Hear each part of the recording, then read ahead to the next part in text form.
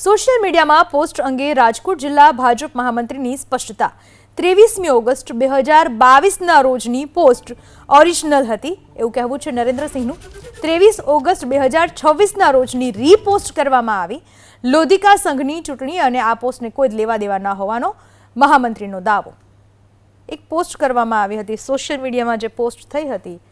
તેને લઈને બહુ ચર્ચા ઉઠી કે સહકારી ચૂંટણીઓને લઈને લોધિકા સંઘની ચૂંટણીને લઈને આ પોસ્ટ કરવામાં આવી, પણ આ બાબતને લઈને મહામંત્રીએ સ્પષ્ટતા કરી કે આ પોસ્ટ તો હકીકત જૂની હતી, 2022ના વર્ષની હતી, પણ એ મેમરી તરીકે આવી અને તેના કારણે તેને રીપોસ્ટ કરી દેવામાં આવી અને એમાં ઉપર લખેલું હતું પ્રવર્તમાન યુગનો સ્પષ્ટ ચિતાર આપતો વિડીયો, પણ મહામંત્રીએ આ પોસ્ટને લઈને સ્પષ્ટતા કરી કે આ પોસ્ટ હકીકત 2022ની હતી। એક પોસ્ટ કરવામાં આવી હતી સોશિયલ મીડિયામાં જે પોસ્ટ થઈ હતી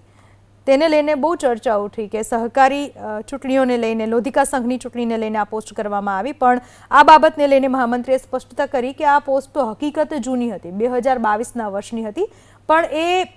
મેમરી તરીકે આવી અને તેના કારણે તેને રીપોસ્ટ કરી દેવામાં આવી